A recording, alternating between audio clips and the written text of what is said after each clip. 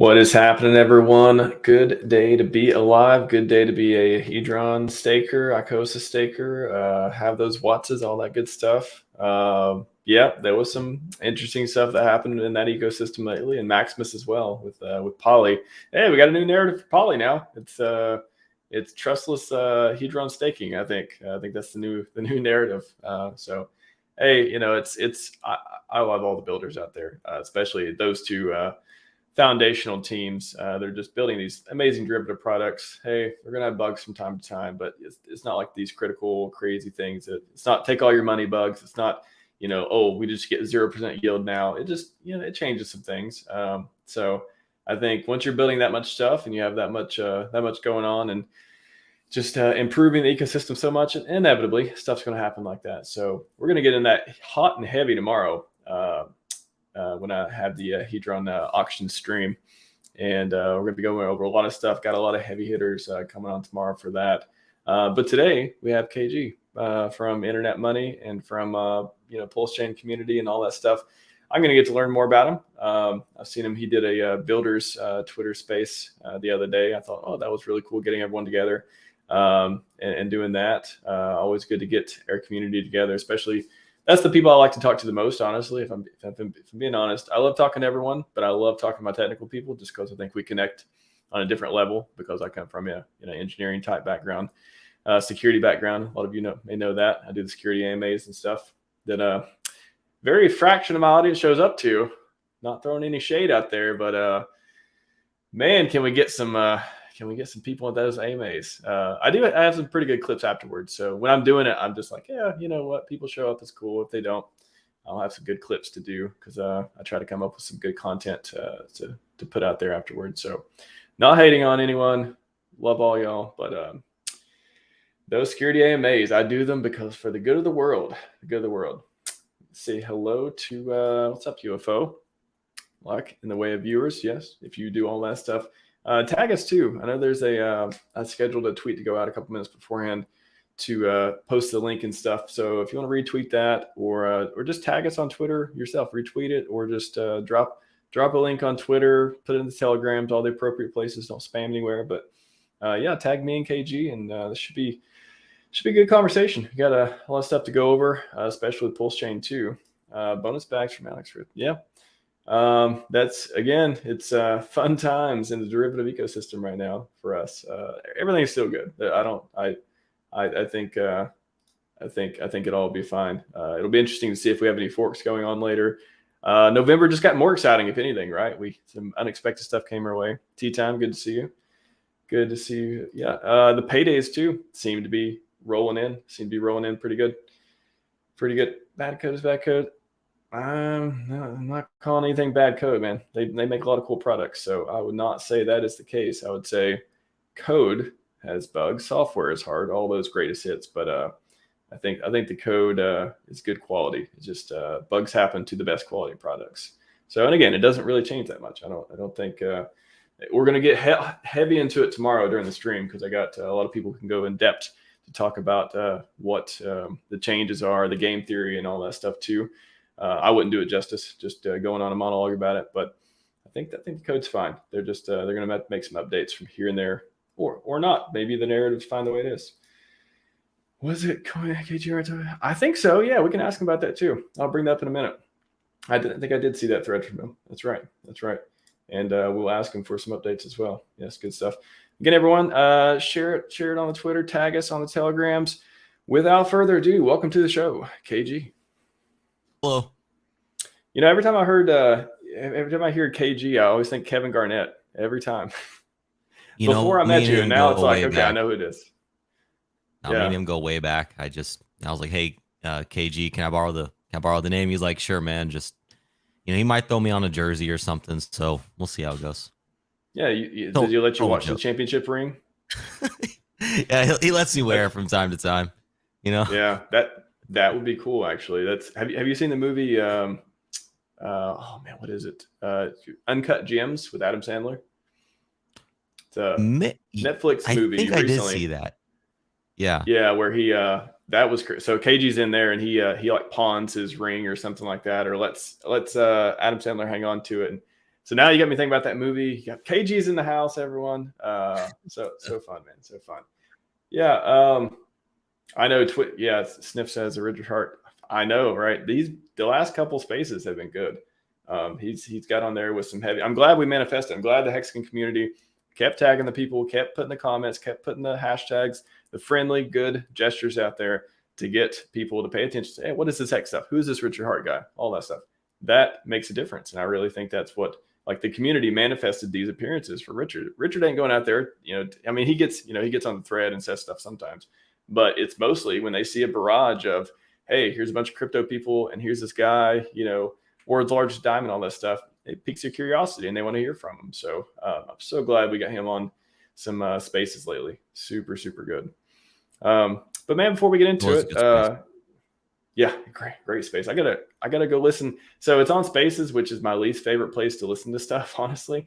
I hope somebody takes it there and puts it on YouTube, because that's my app where I consume content. I can download it. I can, watch it later, all that stuff. I don't even use the official Twitter app for crypto Twitter, so I can't even listen to the space on there, and it's just this whole mess. So I'm excited when somebody puts the whole thing on YouTube, so I can really get to consume it and then talk about some of the updates. But it wasn't much updates. It was just him being right a lot, which when he talks cross market, which is you can learn a lot of stuff from too.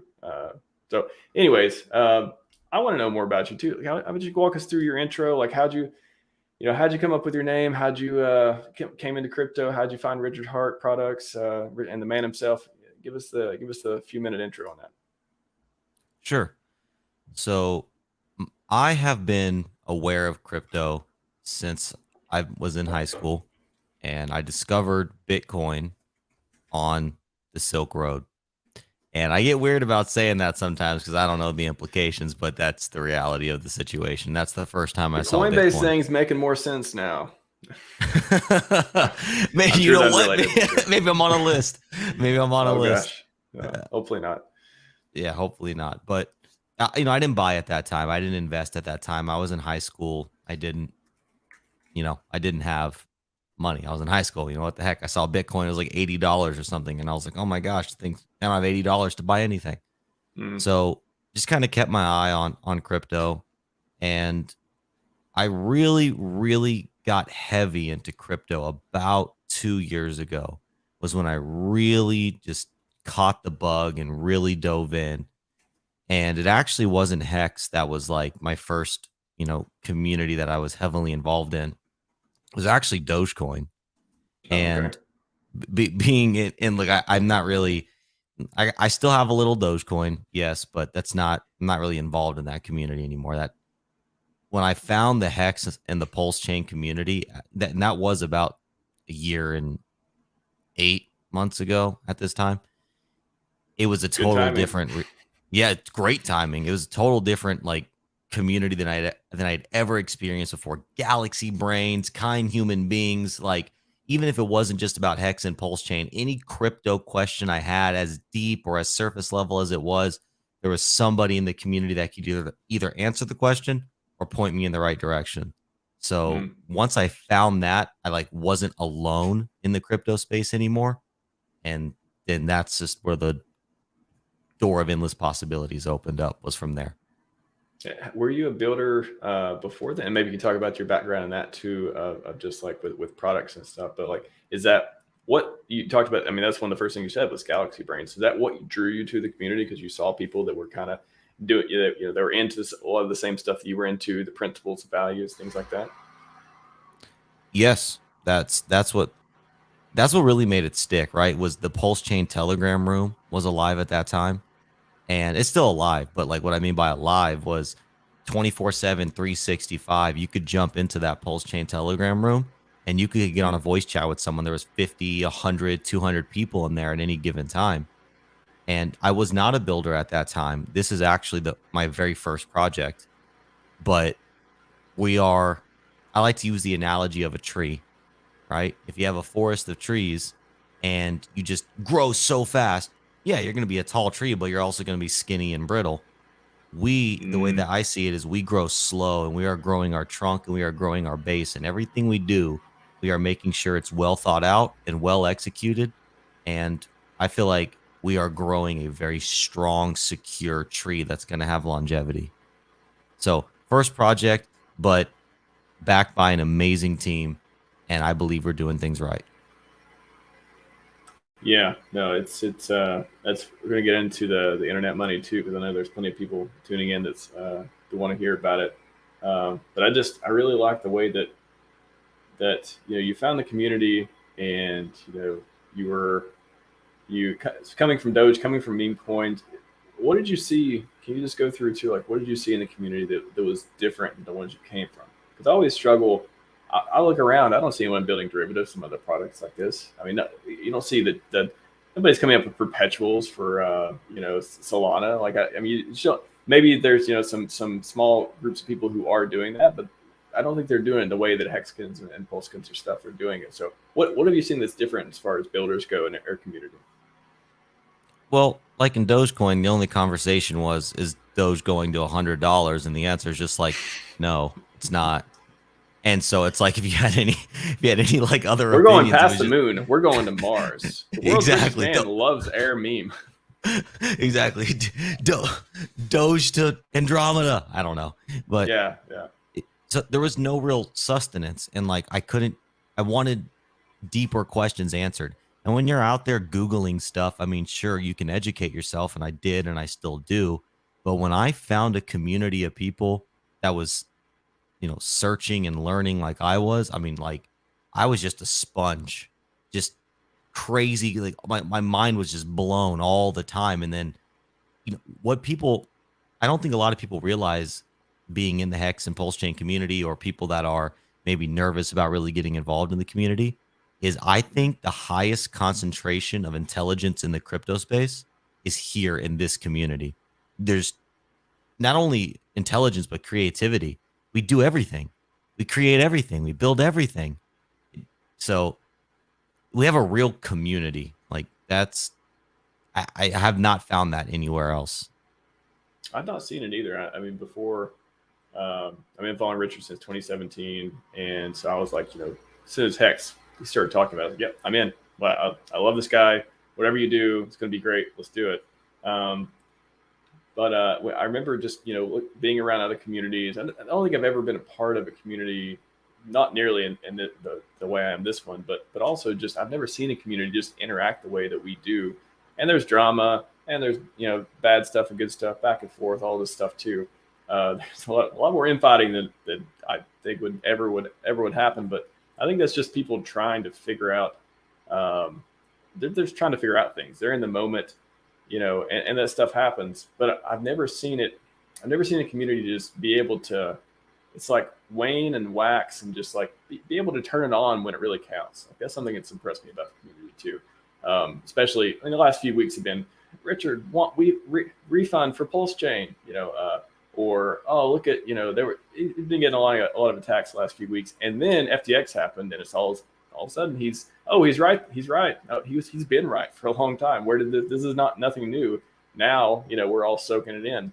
So that kind of, those kind of events, and that kind of just, like I said, the community coming through when it counts. When the Pulse Con happened, and which the conference still happened. I was there. It was fine.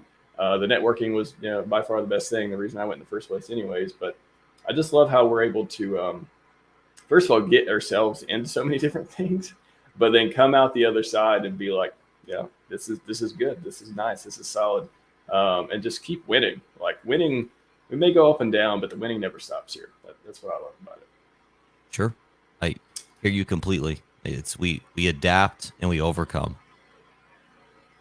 For sure, man. It's nice. RH made it clear the dog token cannot be traded for stable without net in front of me. Oh my God. I didn't read the rest of that comment. You're hilarious. You're hilarious, UFO. I love UFO. UFO he's a staunch supporter of the channel, and he says some very funny things. Him with Sniff. I can't wait to see what Sniff says this time. Sniff gets inappropriate every once in a while too. But anyways, internet money. Yeah, great segue, right? Tell us what it's about. Because I don't know much about it at all. I just know it's something, a product of some sort that's coming. Sacrifice phase seems like it's coming up. But kind of take us through, what your role is in the internet money, what it is exactly, what was the motivation, like what problem is it solving, and then like what because I think wallets are always interesting. So just I'm just curious to hear your take and how it fits into the ecosystem. Sure. Appreciate the opportunity to speak on it. So we are building a multi-chain EVM wallet. And for those listening that don't know what that means, it's similar to MetaMask, right? MetaMask is a multi-chain EVM wallet. No, we are not forking MetaMask. The entirety of our code is built from the ground up. This is our product through and through. We have a dedicated 9-man development team that is building this wallet. I myself am not a developer. I am the founder. So, this is my role right here. Project management, being the front man, community manager, and really we are the visionaries behind the product. And our development team is amazing. And together we have incredible synchronicity and it's just absolutely beautiful. It's absolutely beautiful. So we're more than just a wallet though. We are a wallet that you can do what you can do on MetaMask with some caveats. We are geared towards a simplistic user experience. Right? One thing that I hear time and time again with MetaMask is it's clunky. It's hard. It's not user friendly, especially for the new person getting into crypto. Not enough clarification for what's going on and who you're communicating with. That's one of the biggest things. Like, can you guys tell me, have I seen this contract before? Have I ever interacted with it? Stop getting me into these malware traps when I click on a bad website. That's one of the biggest things we've seen too. In terms of no warning or something on MetaMask? Yeah, for example, if you go to one of the biggest ways to get hacked is go to somebody changed the DNS settings or create a fake website or whatever. You go to it and the contract's like, oh, let's do the approvals. It prompts you to do all this stuff, connect to it. You've already connected to it before. Maybe you don't remember or whatever. And the only way to really understand if you're talking to the right contract is to check the address. Go to, first of all, find the official address. Go to Etherscan or wherever, compare it with the one you're being prompted with. Is it the same one? If it's not, probably a scam. That, I feel like that whole process could be automated. There could be some kind of hey, may not be who you think you're talking about, or, oh, this doesn't match your previous relationship that you've established, or something like that. Those are huge security improvements that could be made in MetaMask. And they've been people have been getting drained forever, and it's just not happening. So when you're talking about things that can be improved in MetaMask, it just struck me as oh my gosh, I can't even. And then if they don't even know what function I'm trying to run a function, sometimes they just have the bytecode or something. They can't tell me even the name of the function I'm trying to run. How do I know if I want to run the function if you can't even tell me the name of it? Like you're MetaMask, you should have access to all this stuff. So anyways, just MetaMask problems on top of my mind. No, I hear that. That's a valid concern and one that we're very aware of. Now, what you will see very soon, and I'll dive a little more into what else we're doing as well, but we're going to have a public beta for the wallet, and it's going to come out by the end of this month. So you'll be able to download the wallet on Android, iOS, and Chrome. What's up, T-Rob? So when we have version 1, it's not going to be the entirety of everything we're going to build out. You will see more and more versions, right? We'll iterate over the years to come. A wallet is a living, breathing piece of software. It's going to be upgraded and expanded. And one thing that we want to include is some sort of technology like you're speaking to. There's a project right now called Wallet Guard, and they, on Chrome extensions, they only have it for Chrome right now, but it's technology like you're talking about. So, partnering up with people who are specializing in that industry, it's a whole nother industry. It's algorithmic, right? Because it's what's the logic behind scam detection?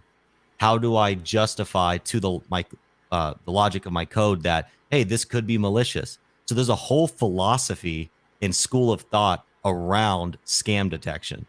And so either we want to partner or build ourselves, but we're just not quite there yet. But we see that is an issue, and we want to overcome that as well, because we totally agree. Yeah. And then also, go ahead. You go ahead. I was just going to ask, what So what does it do that MetaMask doesn't do? Like, what is the, why would anyone go, install the wallet or, SAC for the wallet? Like, what are they actually getting? What value are we getting out of this wallet? Sure. So as far as the SAC question, we are the very first tokenized wallet in the crypto space of its kind. We are the first and only wallet to share 100% of the fees that the wallet generates with the holders of our token. So the name of our wallet is Internet Money Wallet. And we have a token called Internet Money Wallet Dividend, or WD. So when a user swaps from one asset to another, a fee is charged, just like MetaMask, Trust Wallet. Every wallet you swap on, there's a fee. Unlike Trust Wallet, MetaMask, any other wallet you swap on, they keep 100% of the fees. 100% of our fees are paid out to token holders. Here's something else that's really awesome. The fee for our wallet is cheaper than every major competitor, so it's less expensive to transact. And two, the fee is paid out in the form of a blockchain's native coin. So if you're holding WD on PulseChain, you're earning passive income in the form of Pulse. If you hold WD on Ethereum, you're earning passive income in the form of ETH. On BSC, you're earning BNB, Avalanche, AVAX, so on. Every chain that WD exists on, the fees that chain generates, you earn passive income in that native token. There's a fixed supply of 2 billion. There's no locking up. There's no staking. There's no delegating. You simply just hold your tokens and you can claim your rewards as frequently as every block. The more volume the wallet does, the more passive income you earn. All day, every day, passive income. That's just number one. All right, okay. That's just number one. We also, so we have, okay, so we are, so I'll talk about our tokens because we have a 3-token ecosystem actually. Okay. That's token 1. Token 2, and that's what, token 2 is Internet Money, or IM. You don't have to sacrifice for that. That actually already exists. That's been on the market for almost a year now. So we've actually had a product on the market, hey, as someone might say, 100% uptime for about a year now. Actually, the 1 year birthday is on the 30th of this month. And that's a deflationary, what we brand as a peer-to-peer digital cash. And it has a buy and burn mechanic to it. And whenever somebody downloads the wallet, they will get free BNB and free IM. They will be able to claim that. We wanted to run that program on Pulse, and we will when it's out. But we are building right now as if we're going to launch before PulseChain because we don't know the launch date yet, and we're very close to launching. So we pivoted the program to BSC because that's where our first token exists. So we provide an incentive now. You can onboard somebody into crypto, and they can get free crypto with no KYC, no AML, none of that stuff. That's, in my opinion, the easiest onboarding tool that there is. Number 2 for that is we have a referral program. And it's not, hey, referral links, unsustainable. No, it's not like that. We've thought about everything. If you refer somebody to the wallet and they download the wallet using your referral code, they get bonus internet money. And you, as the person who referred them, get internet money. So you're getting a real crypto. Now, that is, I bring this up, A, because it's awesome, because free money is awesome. Everybody loves it. But B, it shows that there is a market incentive for users of the product to talk about it. We've given the people who already believe in it reason to spread the word. MetaMask launched with a user base of 0. This is actually going to be our second sacrifice. The first sacrifice, we had over 1,200 wallets. Considering those are people, we have a user base of 1,200 from the get-go. So I believe we have a very strong sales force, so to speak. And then finally, outside of the tokens, our features are geared towards a clean user experience. And if you want to get into it, I'm happy to show you some of it. But it's everything we do. It's like I'm like trying to conceptualize, like explain images into words. It just makes sense, right? We have resources. Our transactions are organized differently. The language you use in the wallet, the security, the education. It's an ecosystem experience rather than just like hey, MetaMask, look, pay it homage. We're here because of them. But they're just kind of like MySpace and we're TikTok. or Instagram, you know, yeah. Well, we're somebody evolved.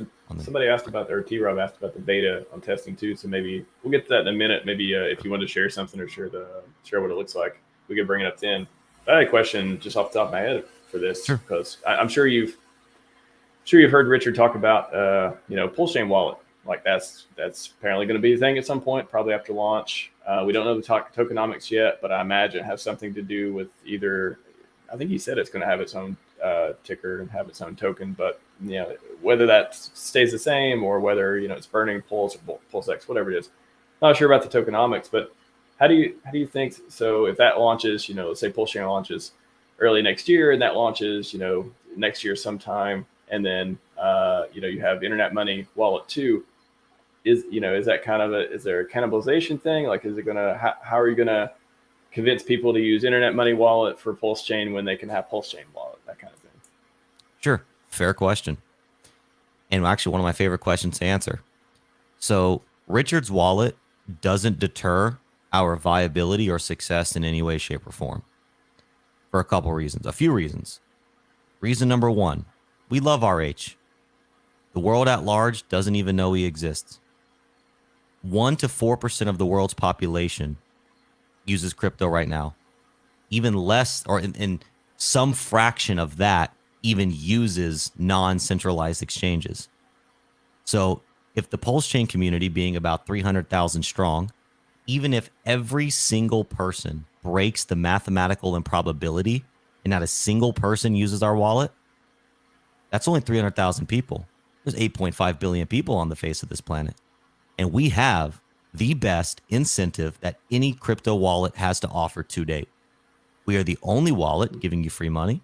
We're the only wallet that you can earn passive income just by holding. If anybody else does that after us, they're not the first anymore. We're the first. So anybody else, it's theoretically copycats. We stake the flag. Secondly, Richard building a layer 1 PulseChain, right? Obviously a PulseChain fan. I mean, come on. He is a little more, in my opinion, tied to be a PulseChain wallet. It's not going to make sense for him to go and build out an awesome feature set for all these other chains that give incentive for people to not use PulseChain and to use these other chains. No, I think I just heard him in my head. I'm going to save BSC users too. I'm going to save. I hear some new greatest hits coming up, but no, I agree. Yeah, so it's like we have the luxury of being chain agnostic. Look, everything we do, like when someone downloads the wallet, it's going to be native to PulseChain. So if we're out there on these, back alleyway like ETHW, Proof of Memes, ETHFair, Dogechain, all these crazy underground chains that are coming out, if we can onboard their users, they're going to see PulseChain the moment they download the wallet. If somebody downloads the Internet Money wallet, they're going to have to touch PulseChain 3 times to get off of PulseChain. So we are going to fill a completely different subset of users than Richard Hart will fulfill with his wallet. And they're both going to strengthen PulseChain. There's no reality where him existing or us existing is like there's enough room for the both of us. Okay.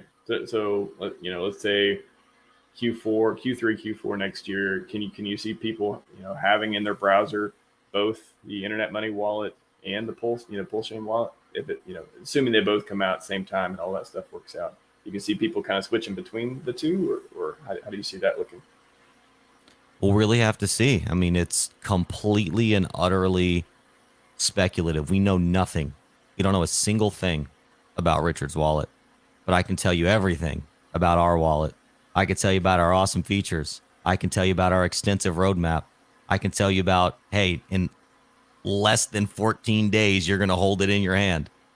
I can't tell you anything about Richard's wallet, so it's not. We're going to literally hold it in our hand. Literally. Yeah, literally. You can cut it in half. It's 3D. You're selling leather wallets. I misunderstood. You can put your $20 bill right in it. Yeah. Put your money in, and it just magically dissipates into the blockchain. Yeah. Okay. Yep. Cool. Exactly. Well, speaking of telling easiest fiat on ramp. Oh my God, that would be a cool like fiat on ramp in Magic Land for sure. Yeah. Speaking of being able to answer questions or being able to talk about the different stuff, Big Boy Garms, can the wallet ever go down? What if the front end gets crushed? Yeah, like how it made me think of Infura and services like that, which that'd be interesting for you to talk about too. Like, are you using any like scalability solutions such as Infura? Is there external networks it's connecting to help things, or is that like, are you doing the MetaMask type way of talking to the network, or are you doing it just natively? And what happens if can the wallet go down? Does it need to be connected to different stuff? So yes, the wallet can go down because it is a front end piece of software. So if something happens to the app or the Chrome extension and you can't access the front end, then yeah, the wallet would go down. But that's the beauty of crypto is we never know your seed phrase.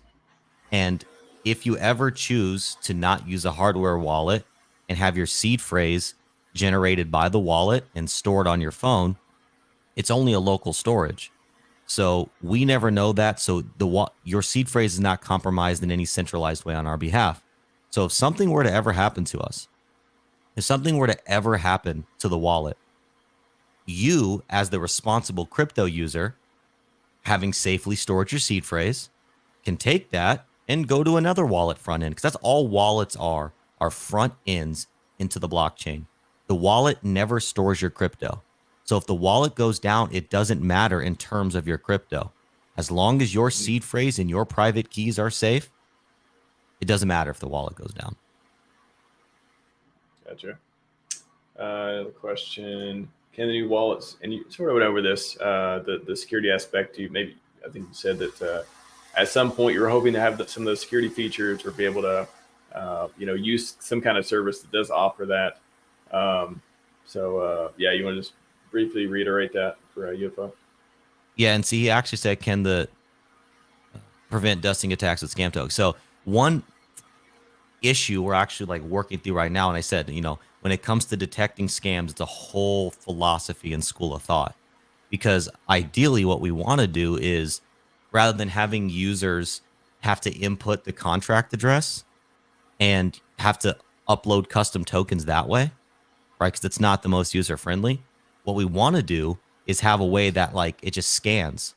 Hey, these are the tokens in your address. Would you like to populate token A, B, C, D, E, F, G? Yes, yes, yes, yes, yes. Okay, now you've loaded them into your wallet. Great. What's the problem with that? Well, what if someone sends you ARK99.com or whatever these weird freaking dusting attack scam tokens are? What's the logic now that you implement to make the wallet think that ARK99.com? Please don't. I'm not saying anybody to go there. I'm not shilling. I'm just like using that as an example because that's one of those dusting attack tokens I saw recently. So just the logic then becomes how do you filter? So that's we're working. How do you through get a that part trustworthy right now. list of those? I think we're so early for this because in computer security industry, there's virustotal.net. There's like all these websites that kind of crowdsource the different intelligence around viruses and malware and malicious websites and stuff like that.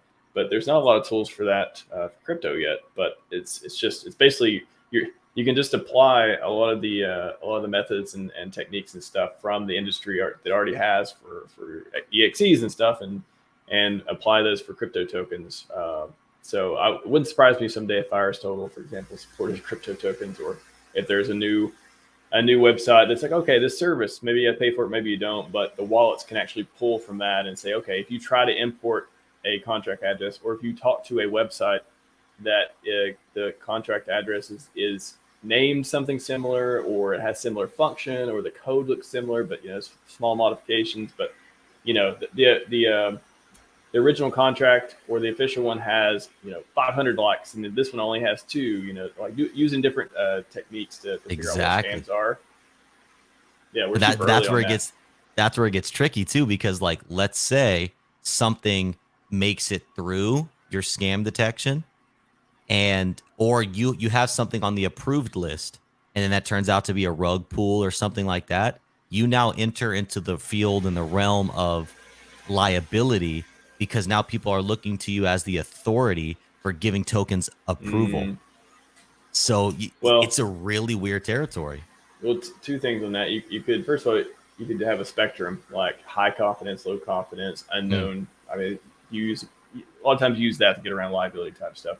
And the second thing, don't make it a default feature. So have it as an optional security warning. This is not 100%. Do not sue us if this is wrong. All that type of stuff. So Right. it's just ways you can get the technology up without having to take on extra risk. But that's a good point. Like people, if you start making a list that are these are things that good and bad, then a lot of people are going to be mad if you're wrong. So. Right. Exactly. And kind of what we're leaning towards right now is just allowing all tokens to come through, and then just putting disclaimers and warnings like, do not interact with the token if you don't know what it is. Like, so maybe it's a thing that education will solve, but then again, there's going to be a couple people that like don't read it. They're like, yeah, okay, and they're gonna try to swap the dust. So, yeah. It's funny, Jim. It's been a while. Maybe. I mean, it's hard to say what Richard is committed or not committed to. He hasn't talked about the wallet for a while, but I don't know. He has pretty firmly said there will be a sacrifice for the wallet. I'm pretty sure, but it's been a while, and I mean, I wouldn't. It wouldn't surprise me if Richard pivots into, we're not going to do it for now, or he prioritizes, buying an exchange or something like that going on. But yeah. Well, if that's the Funding Jim, what's up, Funding Jim? Good to see you, brother. Yeah, that is. I hopefully that is the right Funding Jim. Appreciate it. Day Funding Jim for sure. Richard, yeah, a Funding Jim. T. Rob Rich wants to build that. Yeah, I don't think he would build it. I think he would fork MetaMask and do it. So it wouldn't be like, it'd be more like, he's building PulseChain, which is, you got to put a lot of stuff in order, but it's not like you're doing a layer one from the beginning. So if he was, it'd be a lot more than 18 months, a lot more than 2 years to do that, I imagine. If we knew what we knew back then, which we're going to get into PulseChain soon, but just scrolling through comments, see if anyone has any questions. And to that real quick, just while we're on the wall, while we're talking about PulseChain. Yeah. Actually, right now, on my Chrome extension, I have an instance of our wallet, and it's running on top of PulseChain testnet. It is a front end to PulseX. The RPC settings are already preloaded into the wallet. Once this beta comes out, this is going to be the single easiest way to get on PulseChain testnet and swap on PulseX. There is no easier. We invented the easiest possible way right now. If you want to see it, it's right there. I'm happy to show you. But easiest way. No, I would love to see it. I'm just scrolling through. Let me get to other questions, and we'll wrap up on internet money with the demo. But Funny Jim also says, can the wallet be integrated into Twitter? Not at this moment. Everything's on the table. We're only version 1. Again, living, breathing piece of software. We're always going to be expanding, developing, and growing. Well, that new EIP that I saw come out, I think Jesse tweeted about it, where it basically you can connect. I think it's where you can connect your Ethereum address and anything using it. Any forks of Ethereum can take this too. Of course, PulseChain can have it. You could take it and be able to use it, connect, like, pay with PayPal. It's like pay with Ethereum and that kind of thing. It's starting to look that way. So if that's the case, if we got EIPs like that coming up, and you got wallets that could, connect to applications like Twitter, that could be an enabler. That EIP could be an enabler on networks that wallets connect to like that to make commerce like normal for crypto. That's what I was excited about earlier today. Oh, I missed that update. I'll have to dive into that. Yeah, I need to. I'll find it. I'll post it in the chat too because it's very interesting. So you got a couple more questions here, then we'll go to the demo. How internet money run a swap function like tokens like Doge don't even have a smart contract functionality? It won't. It's EVM compatible chains only for now. We have aspirations to expand to non-EVM chains in the future. If you're referring to where I said Doge chain, that's not Dogecoin. They actually created a chain called Doge chain. It's not a shill. That came out a couple weeks ago. So it's an EVM chain. Yeah. So That's yeah. funny. Yeah. So you will not be able to swap the Dogecoin on the wallet. Just dropping a link in the chat. I'll drop it in the private chat for you as well. Sure, appreciate it. About that. Another question I saw up here. Why have him on if you just want to compare him to RH wallet? I don't know why that's a bad thing. Like people need that's like the obvious question coming up is why should I use wallet when I think RH is going to make a wallet? I think that's a fair question to ask, and he answered it very very well actually. So, I yeah. Antoine, I appreciate you for having my back. Appreciate I that, feel but the no. passion. I feel the passion. Yeah, yeah. But Max, not offended. It's look, we're here to answer all questions, and it's a question we get often, and it's a very fair question to ask. Yeah, and it's something. I mean, that's what I really try to do is when I do, especially with products where there's something. If RH is building a product and there's again not comparing the two, not saying they're the same. I know you went over the differences, which you elaborated very well on them. But it's this is the question everyone's going to ask. So clarifying it now, earlier rather than later. It's you probably pointed to you probably got this question 100 times. You probably got some hate on it too. I think being able to articulate that and practice articulating it, that's only going to be beneficial for the future. So, 100%. You're welcome, Anton, for me asking that question. I think it'd be more helpful I asked it than if I didn't. It's like, oh yeah, or let's just use the wallet. What to do? I don't care. Let's just use it. Like, no, that's not. I don't do those interviews. So, I hear you, man. We're here to deep dive. Yeah. All right, band as well. But you may manifest it. It may, if everyone keeps saying it, maybe it happens. I don't know. That would be a very cool day to get that RH stamp of approval. He's mentioned Maximus, he mentioned Hedron, he mentioned even Pulse Doge. So one day, it's not impossible to say, actually, we're going to build. I can actually, in my head, I can hear. We're going to build a wallet, but we're going to do this other thing. And there's one out there called, someone else that KG's building another wallet. Blah, blah, blah. He could let it slip on a Twitter space sometime. It's possible if you all are successful with it and really, really kill it. He's got to see it first, right? Everyone's got to see it first. Right now we're just talking about it. Throw it up. Yep. Throw it up. We're there. All right. People like to talk about it. We like to be about it. There you go. Let me see here. All right, so share the screen. And I'm not going to go through like a whole major demo. I want to show the PulseChain side of it, right? We're in the PulseChain community right now. Oh yeah. All right, share my screen. Right. Sorry, stand by. Okay. Right, share that screen. There it is. Boom. All right, so I have MetaMask right here, but see this is our logo, right? The 8-bit gold coin. So this is what it's going to look like in your Chrome extension. We also have we have a passcode and a password options, but I'm a passcode guy. A little less secure, but in terms of efficiency, okay. I like it. Gotcha. And this is all tests. For wallets, I'm like, I'm again having a security background. I look at it, I'm like, I think more it's who's going to be brute forcing your password on your wallet on your computer. If they already got that far, they're just going to wait and get your other stuff, after you type it in anyways. So having a passcode versus passphrase. Yeah, exactly. So if they're already past that point, I don't think we're worrying about passcode versus passphrases in my aspect. So passcode looks cool to me. Actually, it looks like you're on the phone. Actually, looks like cooler, like a phone interface. So that's actually a good feature. Yeah, I really like it. And look, and if you are a password person, you have that option. I just chose passcode. Sure. It's good to have the option. Definitely. So you'll see, like, here I am. I'm on PulseChain, and what we do is we preload custom RPC settings, and we're open to expanding this list. This is just the starting list. So the moment somebody downloads the wallet, they just already have all these chains. They don't have to type in RPC settings. And so I'm on PulseChain right now, and we're also cleaning up the decimals. But you'll see, whoa, there's a price in here. Yeah, that's because, unlike MetaMask, for you price feed nerds like me, we're pulling our prices from a place that's not CoinMarketCap and CoinGecko. So if a token gets created, and even if it's a tiny, tiny token that's only been around and only had a chart for 15 minutes, the price is going to show up on our wallet. So you're going to be able to track real-time US dollar value for all your EVM tokens right here on the wallet. You don't have to be relying on CoinMarketCap and CoinGecko like MetaMask. That's another cool feature.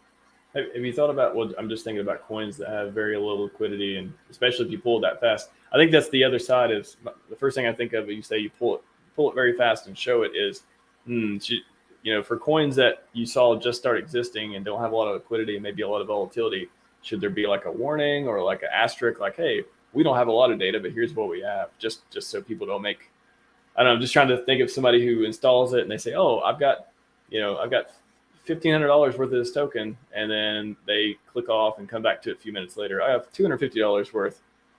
Not that it's your responsibility to like stop them from wrecking themselves on making decisions based on that kind of data. It's just thinking about pulling that data has other side effects too, so quickly. But sure, I hear you on that. That's a valid concern. When it comes to price, though, I think that look, they're going to get price from Dex Screener, or they're going to get price from us, or they're going to get price from PulseX, or they're going to get prices from us. We're just aggregating the data that already exists there. So me personally, and a complaint that we hear often out there is, people hate that they can't see their value, their portfolio value. And I agree with that. I'm in that boat, and yeah, just to clarify too, right? Like all these decimals, this is actually, we're still scrubbing right now. This is going to drop down to a real number, but that's how many decimals are in. This is a true number, but it's going to be truncated. So we're still doing very crypto-like right now. It is.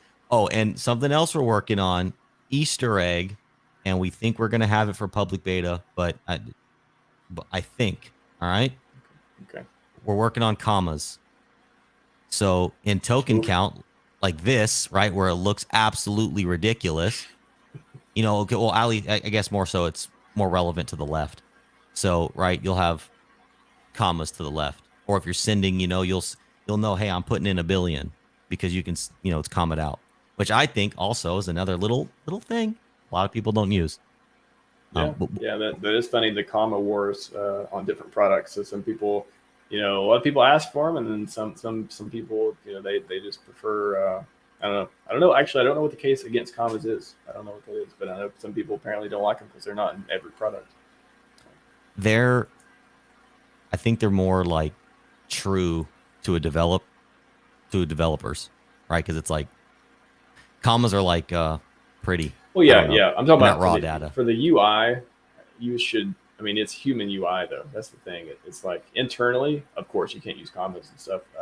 But when you're showing a UI, that's got to be in the book somewhere of present a human readable format. Nobody knows how to read 10 numbers long type stuff. Sure, absolutely. And so what I want to show here is so that I'm actually going to do a swap on PulseX, and you see we have the black and gold going. One of the things we're going to be working on too is like optimizing and making it look a lot, making it look Web3 and dynamic and pretty, and having other skins. Like we're going to work on a PulseChain skin and just other, light mode. That's all coming soon. Again, version 1, living, breathing product. I have to continue to remind people that MetaMask has been around for 6 years. We're about to release version 1. All right. There's a time thing there. So I'm going to hit swap, and I'm going to swap some of this internet money. How much do I have? 71,000. Internet money actually exists on PulseChain testnet. I'll do 70,000, and then I will swap it into Pulse. Oh, I got to give it the allowance. Click to approve.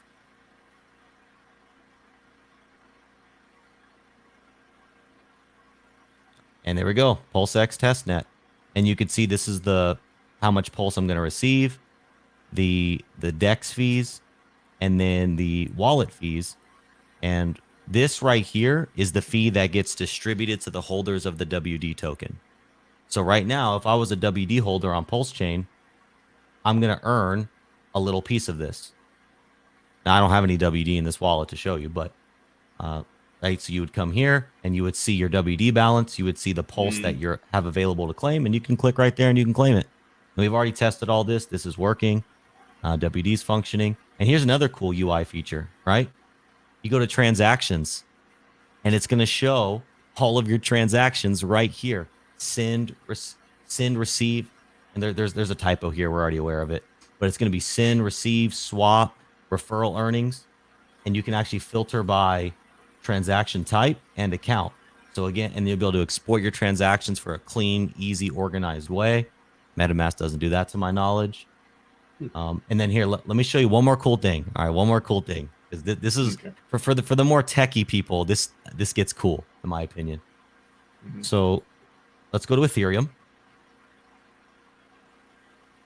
and I'm going to swap some ETH into USDC. What? There's a reason I'm showing you this. All right. How much ETH do I have? So 0.005 to USDC. Next. Check this out.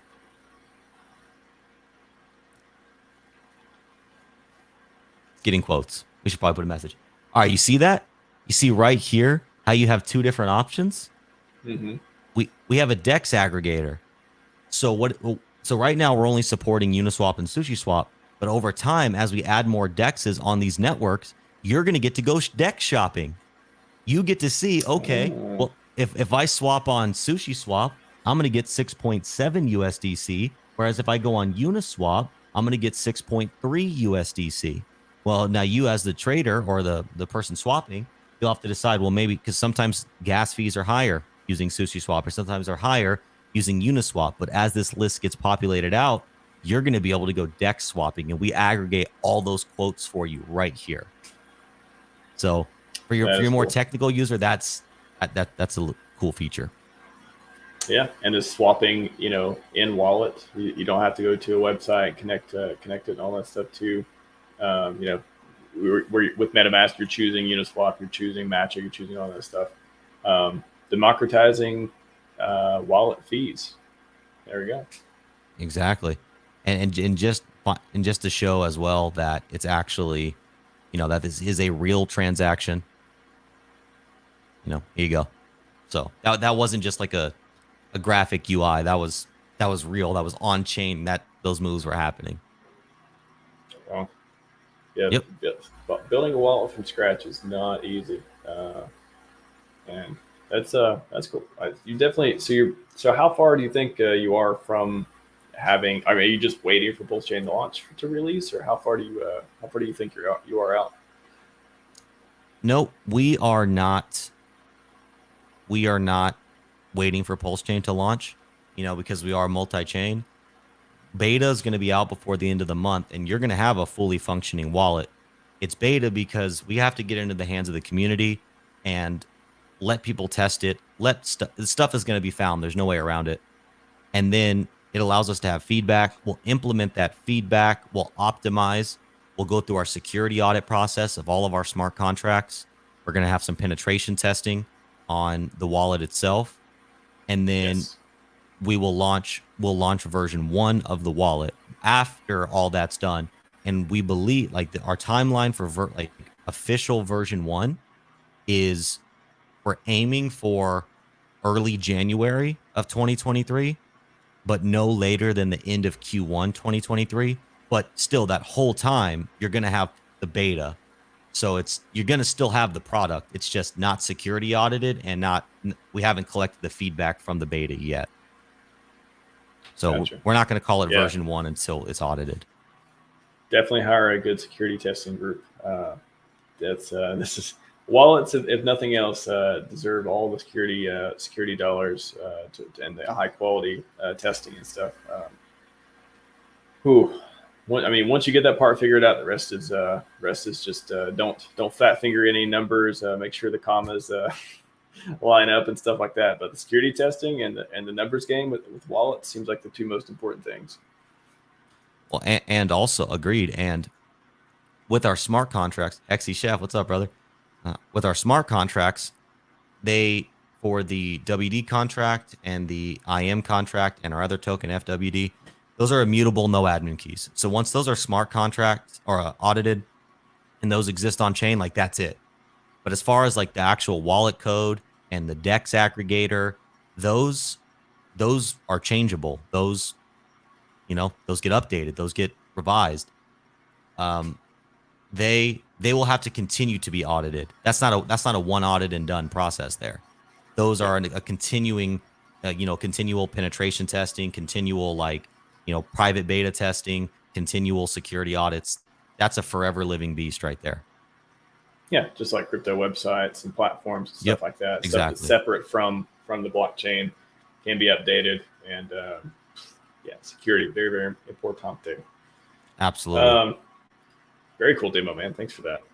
Sure. Thanks for letting me show it off. I'm honored. If I sack for multi-chain without PulseChain, I don't know if you're redirecting that towards the you must be for that sacrifice phase. Okay, yeah, you want to take that, KG? Sure. So the first sacrifice was for WD, the passive income on PulseChain. That happened in March. That's done. That's over. If you want to get WD on PulseChain, the only way to do that at this time is to buy it from somebody who sacrificed when we drop it on PulseChain. If you participated in that sacrifice, you are getting a $1 to $1 credit in the new sacrifice. So you don't have to sacrifice again to get the benefits of the new sacrifice. What a lot of people don't know is we were actually the first sacrifice in the space to introduce the capped model. We didn't do an unlimited, kind of with an asterisk. We had a pool A, pool B structure, and the pool A is capped, and pool B, the community demanded that we had a pool B because they thought it was going to fill up too fast. And so that's what introduced pool B. So we had the first cap sacrifice model in the space. Now, what's cool about that is because there's only 2 billion WD tokens on each chain. So when you make your sacrifice, you're taking from the existing pool. You're not minting more tokens into existence. So, sorry, long story short, to answer the question, no. PulseChain, if you sacrifice for PulseChain, WD on PulseChain, you get a credit in the new one. And to clarify what the new one is, it's for WD on Ethereum, WD on Binance, and our third token, FWD, which is future wallet dividend, which by holding that, you get a 1-to-1 airdrop when we launch WD on all future EVM chains. So it could be one sacrifice for theoretically 5, 10, 15, 20, 30, 40 tokens. Whenever we launch WD, whoever holds the future token gets an airdrop. Gotcha. Somebody said FWD. I assume that's fair, Ethereum fair WD. No, that's the future token that I just talked about. Oh, okay, gotcha. Yep, future WD. 4-wheel drive. It's all good, man. We're throwing around a lot here. I understand. Yeah. Oh, very cool. Let's move on a little bit to just building. What came from the Twitter space the other day? Just give us the highlights from that. What did you hear people talk about? What do you think was accomplished with it? Did you learn anything you didn't know before? That Twitter space, it turned out to be pretty successful, I've heard. But yeah, just give us the highlights of that real quick. Sure. So a lot of the builders in the PulseChain community, we have a little group, and we're called the Builders Guild. And we chat in there about, different things that we're going through. We help each other in terms of like, hey, I encountered this problem. Do you have a resource for that?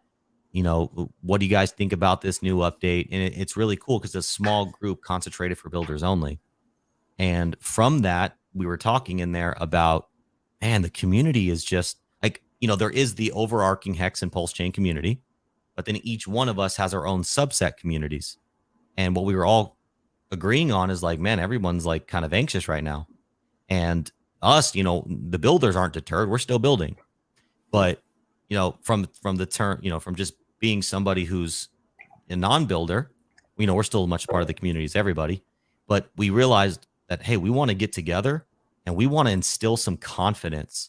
Hey, what's that, Resolute? He's in the Builders Guild. For the guild, we wanted to instill some confidence and show people and show the community that like we're here, we're still building, we still believe in this product, or in PulseChain. By in the product, I mean PulseChain.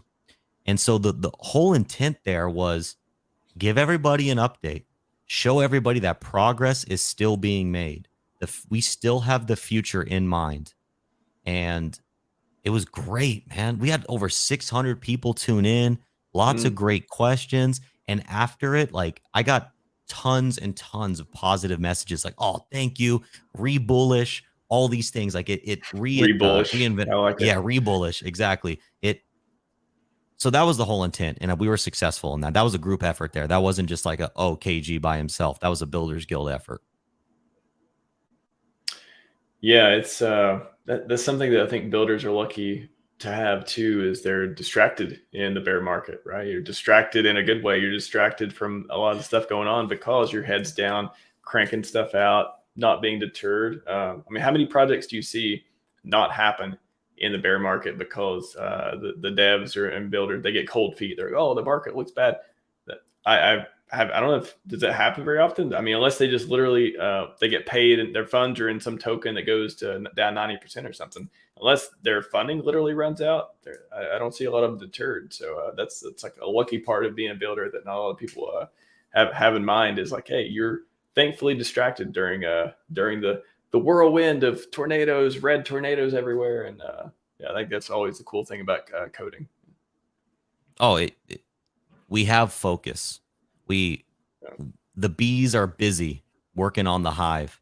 And so, yeah, the world around, there might be cats out there, or, people trying to kill the bees, destroying the flowers, but the bees are still buzzing. And all they're focused on is making that honey. And so, yeah. And it's sweet honey.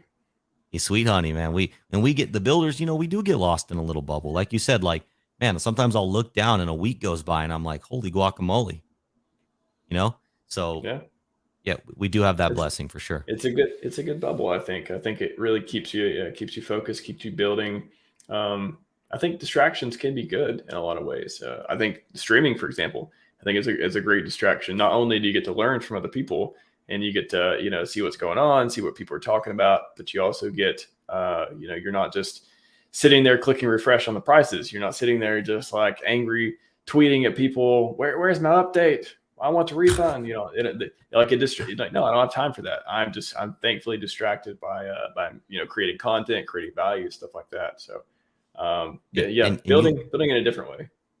And you like to talk about manifesting, right? And it's a concept I think about often. Whereas, like from an investor standpoint, like we are investors in PulseChain. So, my investor hat's like, hey, let's launch this thing. But my builder's hat is like, thankful to have the time. But when it comes to manifesting, we are taking a more aggressive or active approach to bringing PulseChain to life. Whereas if you're not building, you're just waiting. And there's nothing wrong with that, right? Everybody has their skills, but we're lucky that our particular skills are doing this. So we have an active part in bringing this chain alive. And so it's like our manifestation is like we're physically chiseling away, not just like, hoping it happens. I guess we're making it happen. Yeah, no, it's great. It's a great time to be a builder, especially in this community. It's I think the cry of the bear, even the last bear market, BUIDL, BUIDL. It was HODL, and then everyone who didn't sell were bag holder with the 2R, and then now it's BUIDL again. We're back in BUIDL. So BUIDL. That's hilarious. What do you think? Just talking PulseChain launch and stuff too. What was it? Why was it better? A lot of people talk about this. You're so lucky. We had the sacrifice back then. The money was worth so much more. It's better to sack 18 months ago than at launch last year. All this stuff. Why in a way that nobody wants to wait 2 years for a product. But how have we sort of been saved? Like, what are the pros? Or have we? What is there an argument against this not being beneficial for the community, having waited all this time? That's an interesting one. Maybe I can see some pros and some cons. I think the biggest con is not con in terms of scam, but con in terms of negative implication. Is a lot of the hype has left, right? There was a point in time, like I said earlier, I could hop into the PulseChain Telegram room and 24/7, 365. There was 100 people in there having an active, engaged conversation. Now there's no one. So it's like we've kind of run out of things to talk about.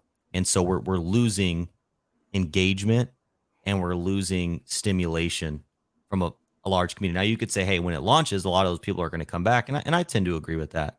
But I think the biggest negative is just the hype factor has really declined. Like you're seeing more and more discontent and more, like you said already, like infighting. People are just agitated, right? Because things not here yet. And so as far as pros, I mean, look, if it comes out and it's as solid as we think it's going to be, then I mean, look, it was worth the wait, right? Because now, if it took a little longer to build the Ferrari, I mean, hey, it's a Ferrari, right? So I don't think the pros, in my opinion, are realized yet. They would have to come to life first, in my opinion, to really see the positive implications. Yeah, it's. I mean, if you stacked for HEX, I think maybe it's the difference too. People talk about the technicals of the coins were worth more, but at the same time you got the dollar amount for them. But I guess if you sacked USDC versus sacking HEX versus other coins, there's differences there. I don't know. Yeah, maybe one day I'll hear like I don't know. Maybe I feel like Richard should have already. He's probably brought it up and went into detail on it, but I don't know. There's so many things that he talks about. It might have got lost in conversation too, but I think the hype. If you remember a year ago, it was just it was Bananas. crazy. It was bananas. It was it was like December, right? December 2021. It's coming, and then we're like, oh, PulseX. Oh, okay. Well, it'll probably still come, and then PulseX will be like right after and stuff like that. And then the whole mid-May debacle, and I don't know. We still got time. He didn't say what year. Dum dum dum. Well, and a lot of people don't know this about my history in the community, but I was an admin in all of the Telegram rooms, and I was actually an admin during the PulseX sacrifice. So I was in the trenches with Walrus and Jesse and some of the other names of the community, like hours upon hours upon hours in that Mando. Shout out Mando if he's watching. Hours upon hours just in that Telegram room talking to people. And I remember we had advanced, just crazy conversations to literally hours of like, all right, who's next? Basic question. Who's next? Basic question. Literally having the same discussion over and over again for hours because we were onboarding that many people that literally one of us would get tired from talking for so long. It's like, hey, we would chat in the back, like, hey, I got to step away. You got this? So it was like, cool. It's like a decentralized help desk. But so like I've been in the trenches too and seen the hype first. I remember seeing the PulseChain, and I go back to the PulseChain Telegram room because like the YouTube space in the community, I'm like newer to branching out to the YouTube space. I've maybe been in it for like, I don't know, 7-8 months, but really I've been in the Telegram. Like that's kind of where I spent most of my PulseChain time. And so, man, I gauge a lot of the community metrics by the Telegram. So. Yeah. I mean, do you think too things would be different if we didn't turn into the bear? Like, let's say last November wasn't the top. Late last year wasn't the top. We just kept going. They kept printing money. Of course, that's going to be some insane. We're at 12% inflation right now. That kind of future happened, and then we're getting closer to PulseChain launch. Maybe. Do you think? It's like the economic times, it's the macro, it's the people. I mean, now people are losing their jobs, unfortunately. A lot of layoffs or stuff are happening. Do you see that if we wouldn't have went into bear, would there still be 500 people on PulseChain Telegram chat, like stuff like that? How do you think that's been affecting people? Oh, the bear, I mean, it's definitely just negative impact on human psyche, right? Everyone's depressed. Horror in the news, financial blood in the streets. Everyone's just sad, and the overall like vibration, if you will, of humanity is like. So it's like, yeah. It definitely has an impact, but I think the biggest impact really is just the time. I mean, people look. We live in an instant gratification society, and that like this is part of what HEX aims is to help people not be subject to the addiction of instant gratification. And Yes.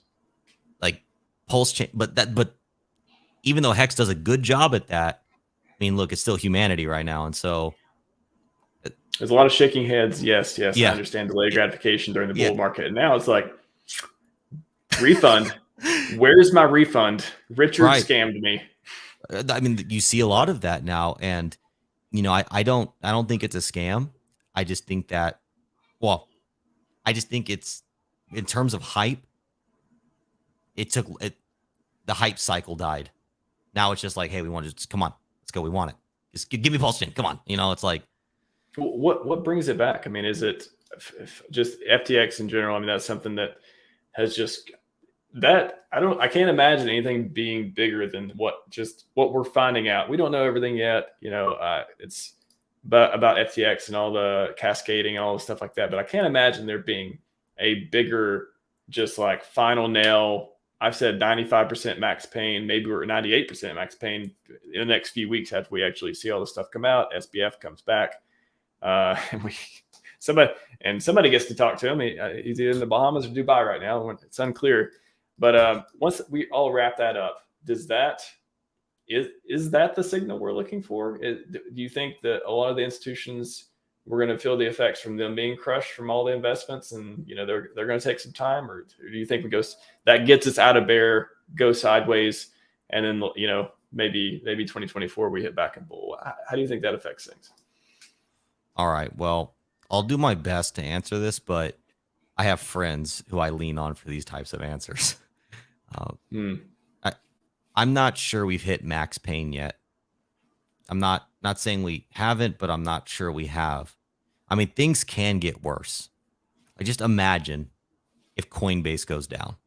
Can you imagine? If we see Brian Armstrong on TV crying, I will agree with you. That's just in my mind. That can't happen. Like I can't see Brian Armstrong being like, I effed up. Exactly. I can't see it happen, man. Like that's just it's just that's mind blowing right there. But if it happened, yeah, that would certainly be the right. I got punch. So it can. I mean, it's horrible, but it can get worse. You know, look, if Richard's 11K Bitcoin call comes to fruition, we're still not there yet. He did call that, he, you know, on his live stream with Hexologist, he called it around November 21st. So, I mean, that's a week away. So we'll see. But I think that the industry sentiment and the people I trust is we're not there yet. We're not at max pain yet. Even if Coinbase is cool, it's just, there's still more to go. Coinbase is fine. Tether's fine. Binance seems to be doing just fine. Well, speaking FTX. Of Coinbase being fine, man, I don't know. I encountered some weirdness today, and I'm uncomfortable about it, honestly. Yeah, somebody asked about that. Yeah, let's talk about that. Just what your take is from what happened.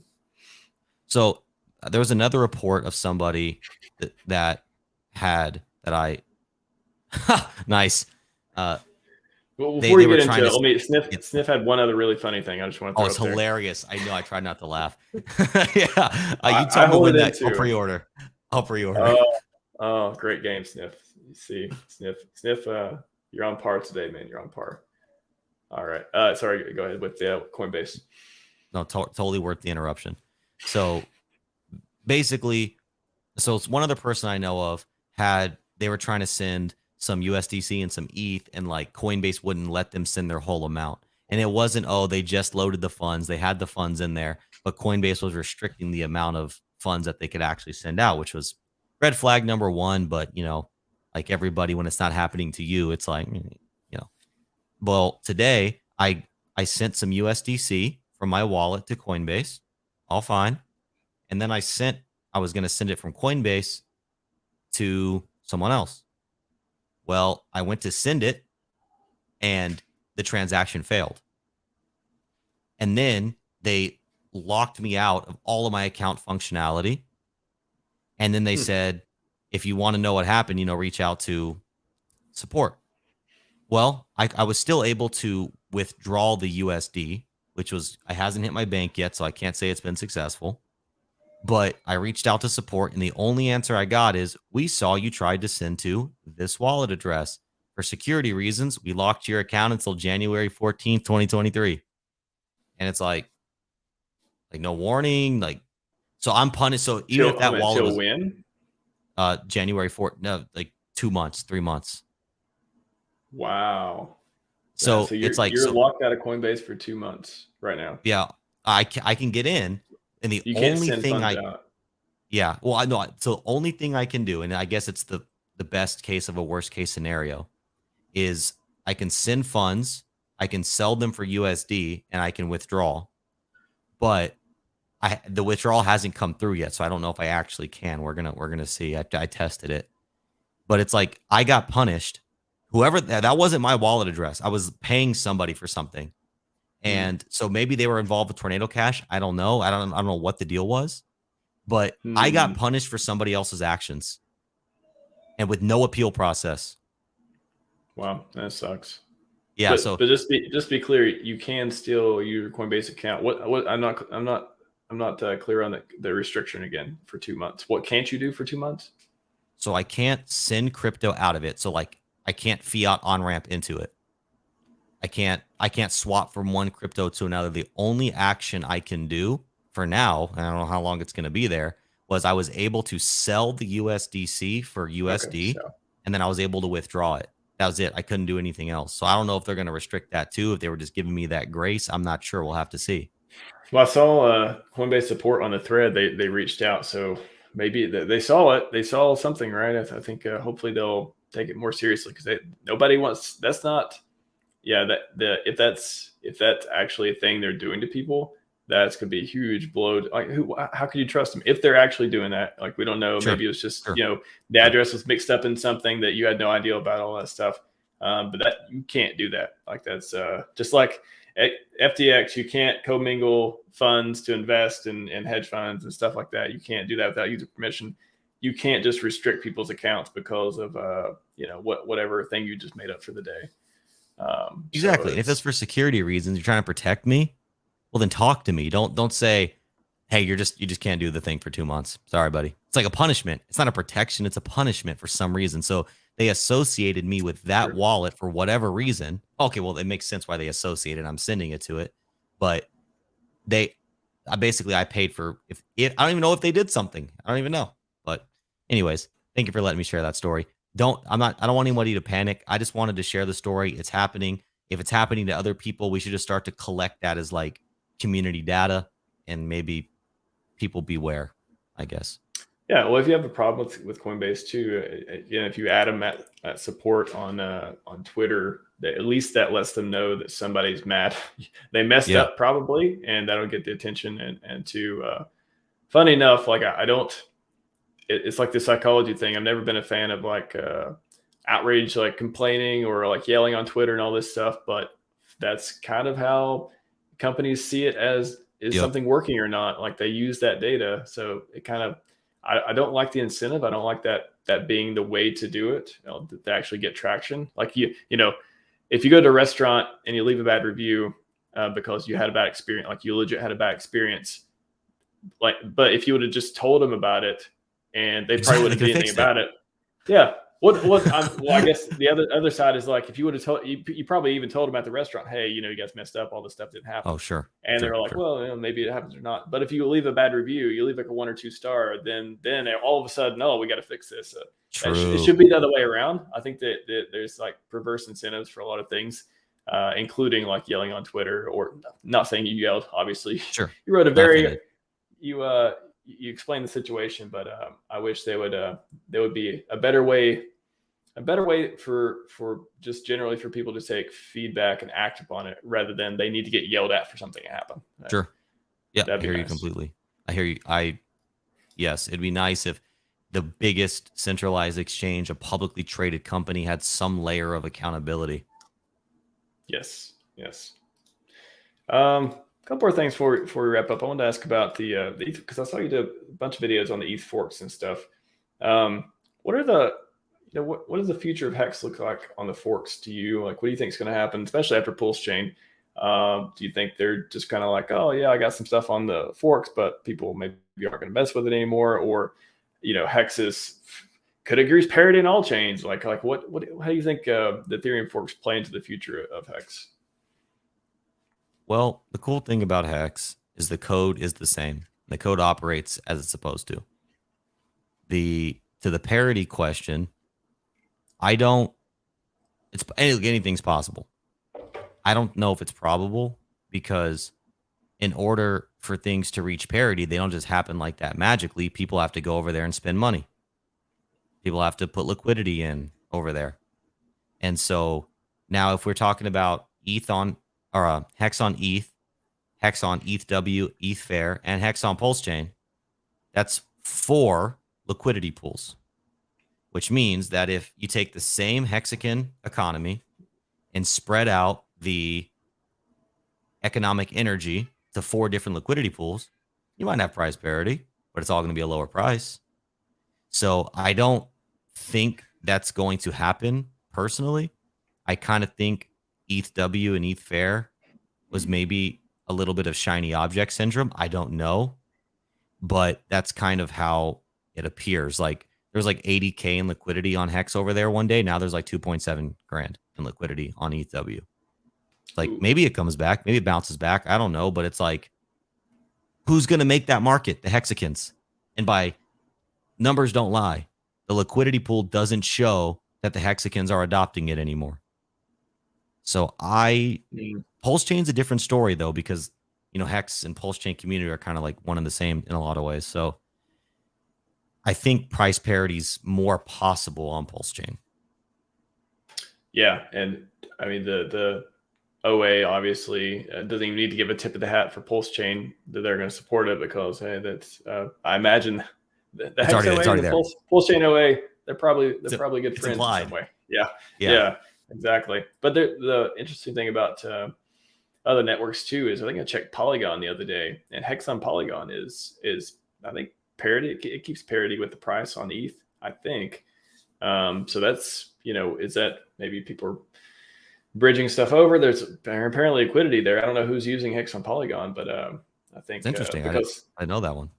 Yeah, I'm pretty sure. I looked it up the other day. I was like, oh, that's interesting. I think it's like the same or very, very close. So it's possible, but yeah, like you said, who's going to make it happen? HEX can have to be interested enough. There has to be, more than anything, there has to be a way to make money on there. So if people smell a way to make money, maybe they did it first, like you said. There was a lot more liquidity, and then they pivoted into other things. But interesting test run for forks, for network forks and stuff. Nothing else. Oh yeah. I think cool Richard knows more about forking chains after seeing the ETH 2.0 stuff happen and the ETH forks come out than he did before. So that's good information for us. Because we saw a real life production scenario. Yeah, smash that like. Don's actually the co-founder of the Internet Money Project. Oh, hi Don.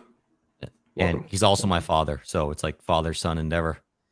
Whoa. Okay. Yep. Awesome. That's a real story. Father son stuff. That's cool. Wow. Yeah, it's a real story. I love family businesses and just family projects like that. I think that's one of the most underrated things, is just having this be able to do cool stuff with your family. Like I think it's so hard these days to there's all these things you got to overcome. Like okay, first you got to be people who have their stuff together, who can work together, who you got to have that foundations, that character and stuff, because otherwise it's going to turn into one big fight, and it's going to destroy all these things. So when people make it work, and that you have families that do things together like that, I just think that's one of the most special things. So very cool.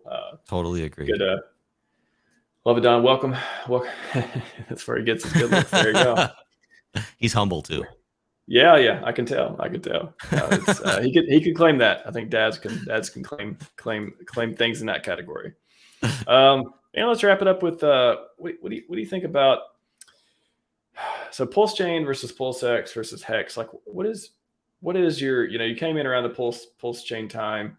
I don't know when and how much, and all these things you've done with HEX and as far as all that stuff goes. I've been in HEX, since day one. I mentioned that, but so nice. I probably have a different perspective than, people have been here. People have been here for 4 or 5 years, have different perspective than 2 or 3 versus, they just came here last month, all that stuff. Sure. I'm always curious. How do you think about, the 3 RH, the blue chips? What do you think long-term is going to be something that you're going to be hanging on to? What else is Richard cooking? You think any other than the wallet we talked about? Do you think there's something else missing that he's going to be building in the ecosystem too that may become else's favorite in the future? Interesting. I mean, he's dropped Easter eggs about exchanges, so maybe we'll see something there.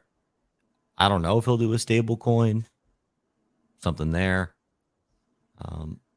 But I mean, look, it depends on how far he wants to go, because there are a lot of technological moving pieces to the crypto space. I mean, is he going to get into the Oracle space?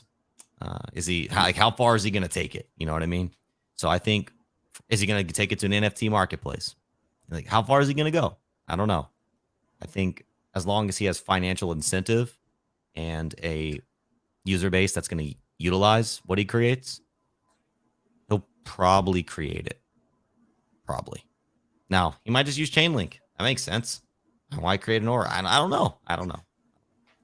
But as far as the three that exist, I like Pulse the most, personally. That's of the three that we know about, Pulse is my favorite. And I think it's the one that's most slotted for success, in my opinion. Like, you already, like PulseX, look, I understand all the crazy buy and burn game theory, and that's all great. But if PulseChain fails, PulseX fails. If PulseChain fails, even HEX probably fails. The code works, but they're as far as like credibility is concerned, they're kind of tied together. I think I'd go the other way on that. Actually, I'd say if HEX fails, PulseChain would fail. I'll go out on that limb. I think you could probably change them out. I think you could probably, I kind of think if either one failed, they're kind of like propped up on each other, right? Because they both represent the same community and the same founder. And if one of the projects is not a success, then that's just going to bleed in probably to the other things. Yeah. So, and if everything succeeds, if all these projects are successful and the bull comes back and PulseX is kicking and HEX is kicking on PulseChain and everything's going good, well, then the price of Pulse is beautiful, because as more of all this happens, the native coin always goes up. So my bets, my personal bets on Pulse, that's my favorite. Do you think it, or do you factor in your thinking, buying Ethereum, on day one or year one or whatever? Does success mean adopting and getting all the projects, getting the cross-chain collaboration going on, or is it purely about the price performance? Like, how do you rationalize what successful means for an L1 like PulseChain? I guess that is in the eye of the beholder, because success for somebody can mean, hey, I made 100x and I'm out. Hell yeah. That's all I came here for. For me, success is going to be, we have a vibrant, growing ecosystem on a layer one with a strong community. Of course, that equates to price performance. We all want to make money. Of course, I want my Pulse bags to do a 10,000x. You kidding me? Of course. But I'm not solely in it for the gains. The gains, in a lot of ways, are an ancillary benefit. So I want to see a vibrant chain, and I want to be able to say, like, going down, could you imagine if you found Ethereum in the ICO phase? If you were one of the original Ethereum bros, you'd be an absolute gangster. And it's like, we have one. His name is Godwell. I do believe. There you go. So it's like, how lucky are we to be involved in this thing, like pre-day one? And like, I'm here for this. I want to be a part of the story, and I want longevity and Pulse. Yes, I want to make money, and I will take some profits, of course.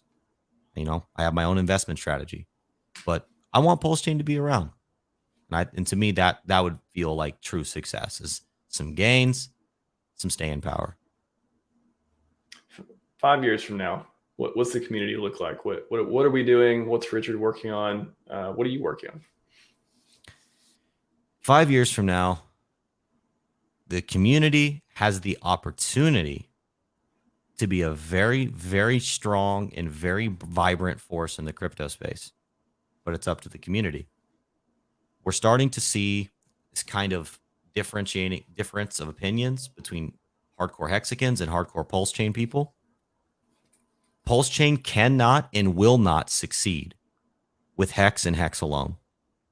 If you think that is true, I am sorry I staunchly disagree. I'm open-minded. I'm open to be convinced otherwise, but I staunchly disagree that HEX or PulseChain is successful with HEX alone. So the community overall needs to adopt a sentiment of we are accepting people who are bringing utility, developers, economic energy, and diversity to our chain, right? We have to get out of the mindset of HEX is the only ERC20 for me. It can be for you. That's fine. But if you think that way and only that way, then you are thinking direct antithesis to PulseChain success. So if the community can think of a more, again, open, diverse ecosystem and acceptance and paving the way for not just us who are already here and believe in it, but other builders, other communities to come over and bring their project. As PulseChain people, we shouldn't care what your project is. We should say, hey, if your project's bringing users and volume, that's burning Pulse. If you're bringing volume, you're pumping up the Pulse price. We should just want users and volume. That's what we want. If we can adopt that mindset as a mentality, I see 5 years from now being a very, very beautiful time for all of us. Ethereum really popped at like 6 years. And, you know, we have a strong community, and the figurehead of the community has a strong voice in the crypto space. We're in a very, very good position. And the community, remember these words: don't hurt them, convert them. Every time you interact with somebody, don't hurt them, convert them. You're going to leave an impression on them. They're giving you the opportunity to sell. You're interacting with them. Other people are watching that interaction. You're selling them too. Don't hurt them, convert them. 5 years, beautiful time. Yeah. I mean, just on the other ERC20s too, I think, how do you rationalize that with, you know, the splitting of the buying power, whether for better or for worse? You know, there's a lot of positive price feedback loops. I've talked about this a few times of, you know, I really try to support coins that I see are supporting the blue chips. You know, they have some sort of, you know, clear onboarding factor, clear buy and burn, you know, in some way, clear ability to help HEX, you know, whether it be derivatives or things like that.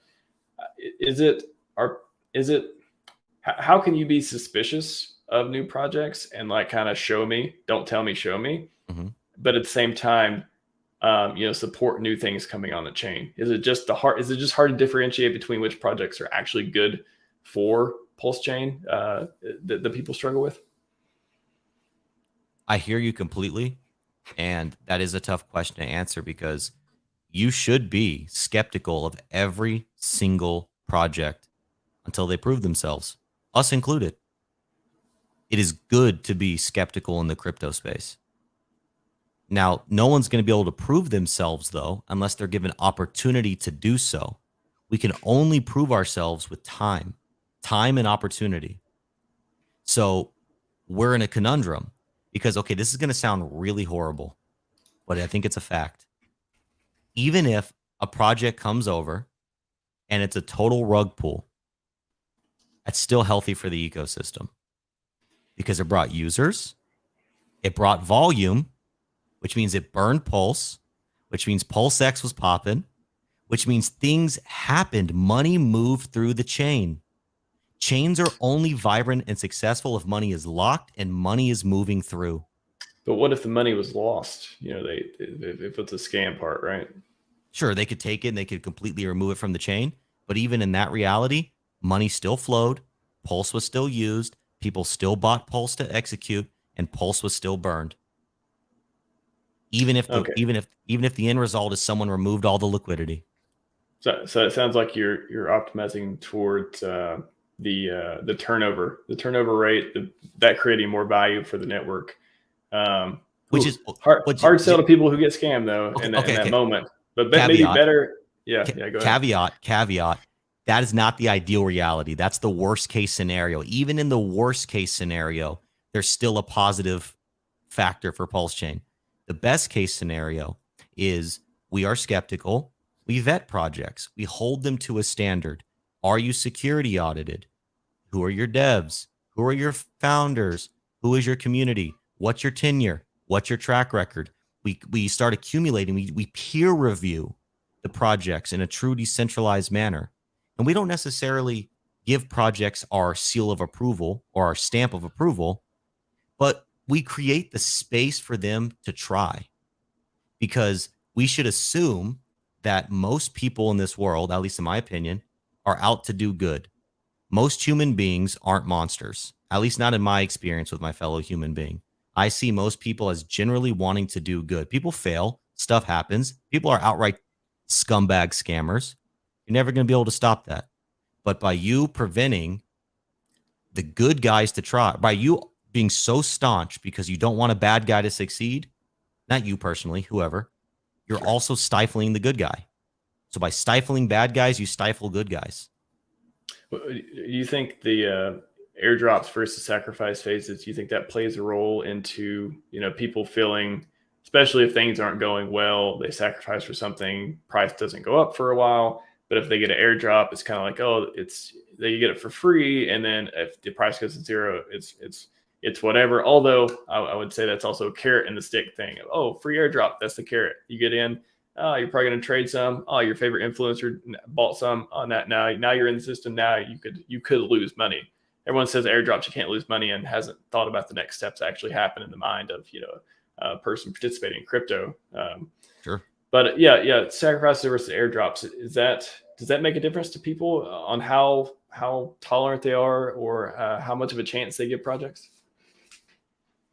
In terms of if a project's holding a sacrifice, or in terms of if someone sacrifices for a project? Well, yeah, would you think differently about projects if they have, Hedron minted for free from HEX, right? And then everything else the past year, most everything else we sacrificed for. Maximus, you can trade 1 for 1, that kind of thing. Different styles of bringing new coins in the ecosystem. Do you think people kind of place that factors into how skeptical or how they treat a project is how they see the value they put into it, whether they have to put a lot or they get it for free, or if they're waiting on it for a long time? Does that kind of shape the way of how much rope they give the project? So in terms of the sacrifice, yeah, look, there are some scammy sacrifices out there. There's no way around it.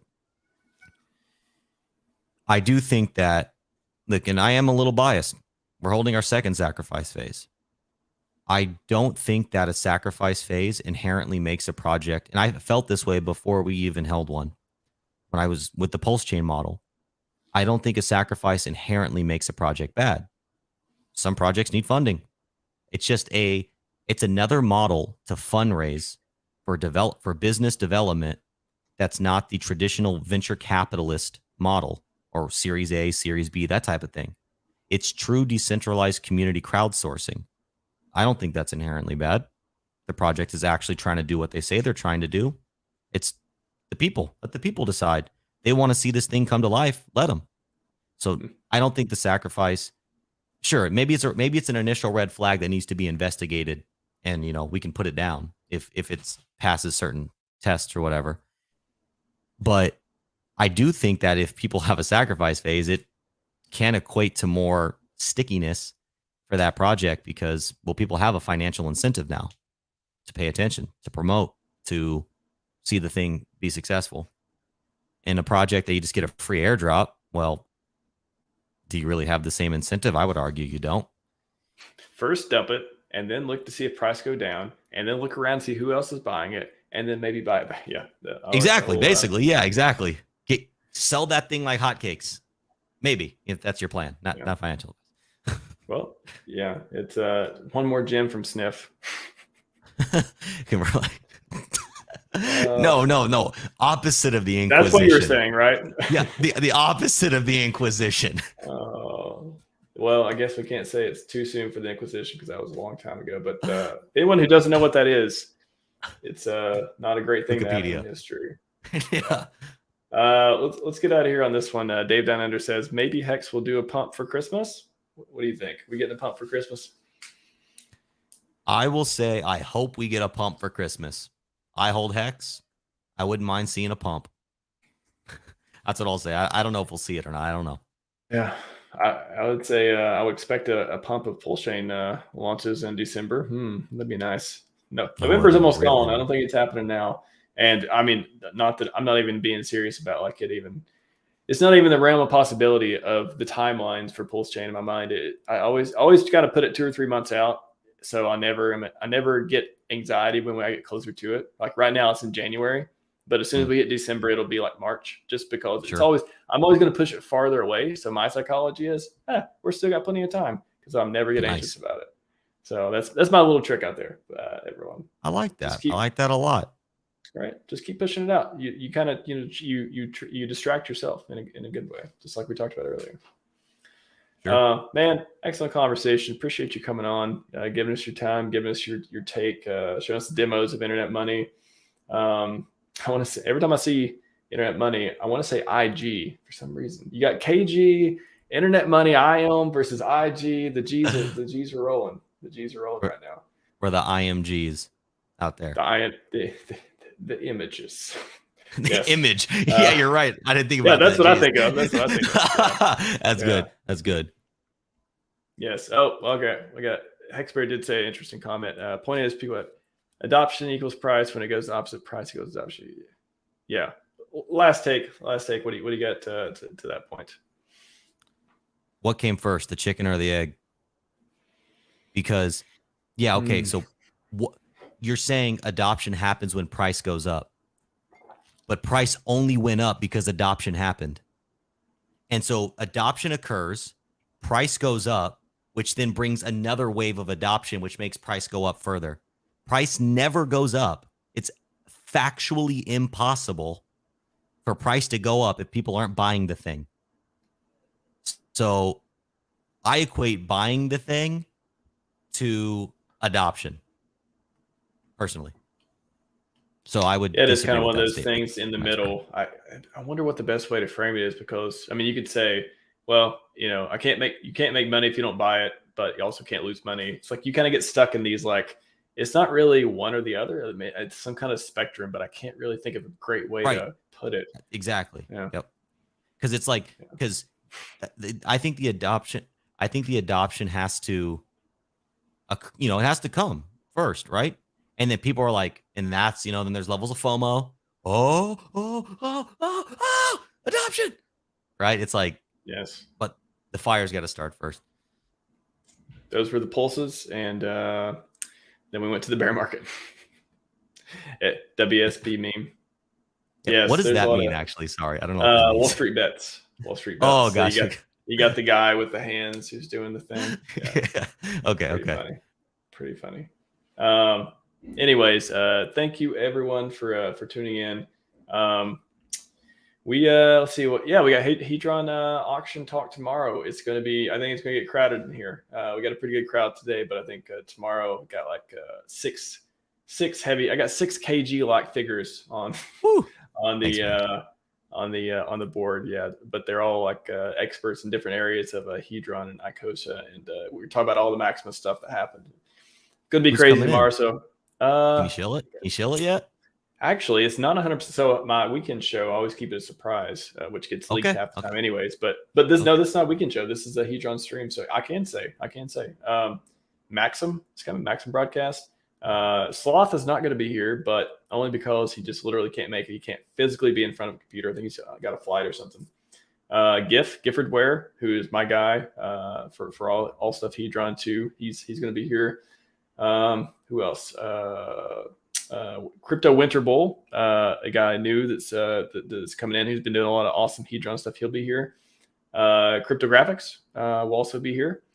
Dev Huey, my main man who's creating all the dashboards lately. He's not a promise, but he may drop in. So tomorrow, y'all gonna want to be here. It's gonna be a great show. Dude, that sounds awesome. Come by, KG. Bring your dad. It's gonna be fun. If you guys want to AMA for 2 hours while we rotate through a panel talking about everything interesting in the Hedron ecosystem and Maximus posits. They've joined the Hedron ecosystem too with Poly. Oh yeah. Or another. So yeah, fun stuff, man. Thanks for coming on again. Yeah, good to meet you. Good to hear what you're about. Good to have these discussions. Chop Huey. You got Chad's killing it today. Chad's killing it. Chad's killing it today. It's been the funniest. Man. A little bit apprehensive chat, but the funniest chat for a while too. Pretty funny. Yes, Crypto Winter Bull. Yes, this gentleman will be here. I see you, Hex Bear. Good night, brother. Yes. Appreciate it, Hex Bear. Thanks for coming.